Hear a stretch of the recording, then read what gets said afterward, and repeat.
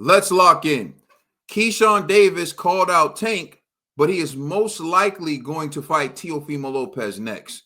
So at the end of Keyshawn Davis's fight, he did call out Gervonta Tank Davis.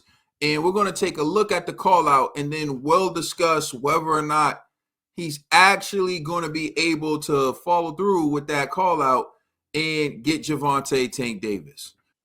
The main event you're supposed to, which you delivered, right? And you after it said, knock Tank, I'm knocking on the door. You came over here, said light skin. A lot of fight fans like when people call out and things like that. But only person that don't like it is him. He's kind of weird. But now he got no choice but to fight me. The fans want him to fight me. After what I just did tonight against a guy that's bigger than him, come on now. If I touch him, what's gonna happen? Talk about that. Everybody want to talk about Keyshawn. What if he touch you? What if I touch him? Yeah, okay. The main event. I like the confidence. I can't remember the quote. I was just watching the Mike Tyson, Jake Paul series that they got going, and one of the sayings that Mike Tyson said that Cuss taught him was like, extreme confidence will supersede genius or something like that. So you got to have that extreme confidence because you got to believe in yourself. Believe in yourself or no one else will. Love yourself or no one else will. So when I hear him saying everyone's talking about what happens if he touch you, what happens if I touch him? That's a really good question. That's a really good question. And that's the way you should be thinking. Forget all the ways that things can go wrong. Think about the possibility and the probability of how you can make things go right for you. And he's right. What if he touches Tank? That's why he's the front runner now. I mean, in his last fight, the fight before he had with Limos, he gave a great showing. He went for the knockout. He pressed, and you can see that the other fighter he was in the ring with was just trying to survive. And then he looked even better in this fight. So Keyshawn Davis definitely is improving. He's definitely on track. You see, that's what you want to see. You want to see Keyshawn Davis looking better and better and better as he progresses throughout his career. He's looking like he's ready. He's looking like he's ready for a title fight. He's looking like he's ready for the big names, and that's what you want to see at this stage in Keyshawn Davis' career. Now, he called out Tank. Do I think he can compete with Tank? Why not? I think he's better than Frank Martin. I definitely think if he can't get the Tank fight, he should get, at least if he can't get Tank, he can't get T.O. Frank Martin should be on the table. But I actually believe that he's going to get Teofimo Lopez next, and here's why. Teofimo Lopez is on Top Rank. Keyshawn Davis is on Top Rank. They fought on the same card already.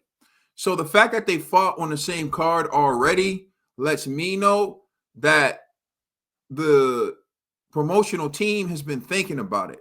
And perhaps maybe the numbers weren't good enough. Maybe the turnout wasn't good enough. You heard what Keyshawn Davis said when he packed out his hometown. He said, see, I told you the people will come out for me. So maybe they finally found the venue to put on Teofimo Lopez versus Keyshawn Davis. And the way Keyshawn Davis performed against a fighter who didn't make weight and a fighter who showed up well over the weight limit. Now people have genuine belief that Keyshawn Davis can, in fact, beat Teofimo Lopez. And there's another flip side to this. Teofimo Lopez has been running ridiculous rhetoric where he's using basically racism to sell himself. And you can try to defend Teofimo Lopez. I'm not one who's sensitive to certain comments, but when you say certain things about certain people, you keep talking about Puerto Rican people. You're making sly comments about black people. Then you keep saying, I already got the white. Like, you're the one who keep bringing race into everything you talk about. It sounds like you're trying to use race to sell yourself. If you keep talking about something, that's what you're trying to use to sell yourself. When you hear Deontay Wilder speak, what does he always talk about? Knocking people out, hurting people. Even when he says catch a body in the ring, he's promoting himself through his punching power. That's what he's trying to use to sell himself. When Tyson Fury speaks and he says, oh, I can drink a pint of this, I can do whatever, none of these guys can beat me, I'm the best there's ever been. He's selling himself through his boxing skills. He's saying he's so talented, he can do whatever and still beat these guys. Like Roy Jones when he played basketball one day, and the same day he fought someone. Roy was selling himself through his skills. He was saying that I'm such a superior athlete to these guys. I can play a basketball game and come back and still beat up on them. What you keep talking about is what you are attempting to use to promote yourself. Whether you know it or not, subconsciously, implicitly, inadvertently, whatever it is, what you keep saying, what you keep doing, that's what you're using to sell yourself. And it just so happens that Teofimo Lopez may be in a position where Bob is done trying to protect this guy. Remember, Teofimo Lopez is the same fighter who beat Vasily Lomachenko and got tons of clout and credit for it from everyone, including myself. He legitimately beat Vasily Lomachenko. Not questionably like Devin Haney's victory over Vasily Lomachenko. And what did he do? He immediately after Teo beat Vasily Lomachenko, he forced a purse bid, which Triller won. Triller was trying to get into boxing. They overpaid, and Triller put on some events. And once they realized, oh, this boxing stuff's a lot harder than it seems, they didn't want in the business no more. So Eddie Hearn gets involved. He takes over. He gets Teofimo Lopez to fight George Kambosos.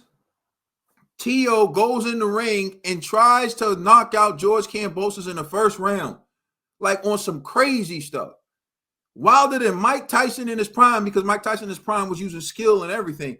He went in there on some Medulla Mason last night and got caught like Medulla Mason last night, except it took him a lot longer to recover, which props to Teofimo Lopez. He did recover, made it a close fight, made it an interesting fight, but he lost. He lost all the belts in his first defense.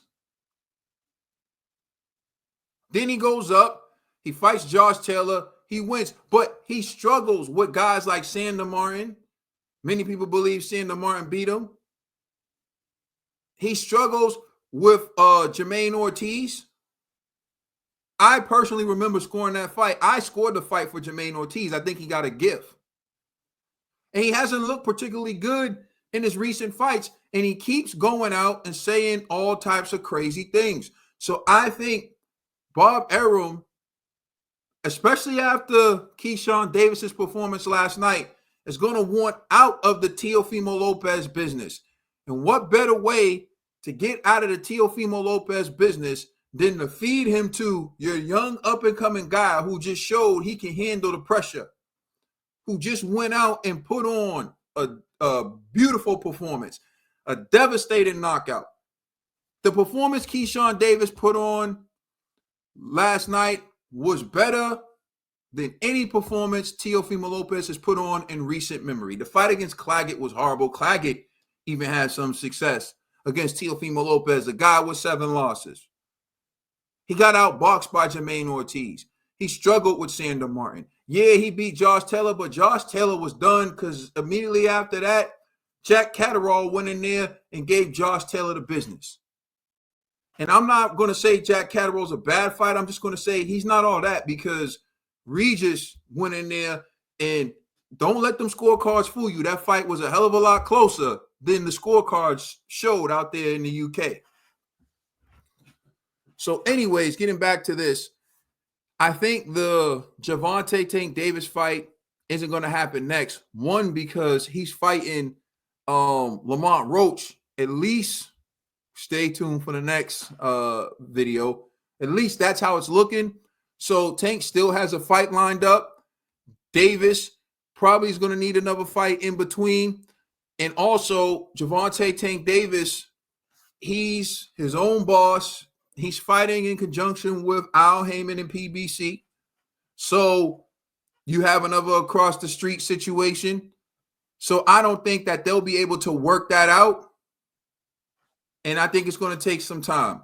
But the easiest fight to make is Teofimo Lopez and Keyshawn Davis. And I think that there's going to be a lot of people who want to see that, because whether they like to admit it or not, boxing is promoted at the grassroots.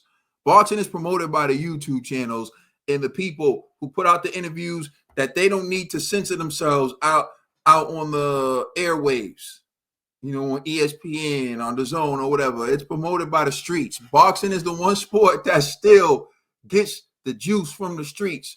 And I'm telling you, people know what Teofimo Lopez has been saying. So if Bob makes that fight, they can do it in Keyshawn Davis's hometown, because let's be honest, Teofimo Lopez doesn't sell out venues. So Keyshawn Davis just showed he had the ability to do that.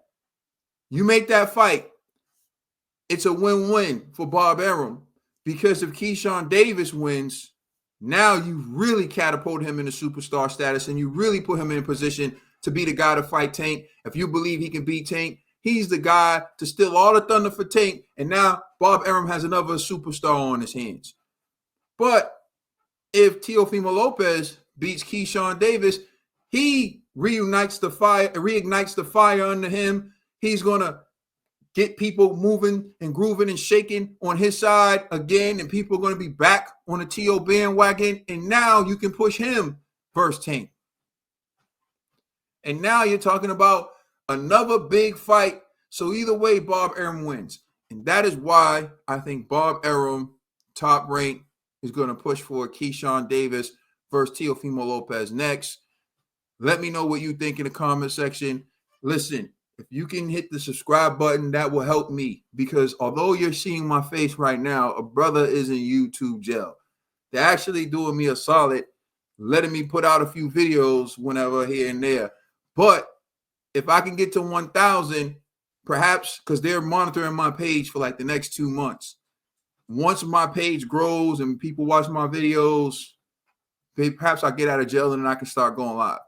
Let me know what you think in the comment section about my take on this. I'm out. It's Caden. Peace.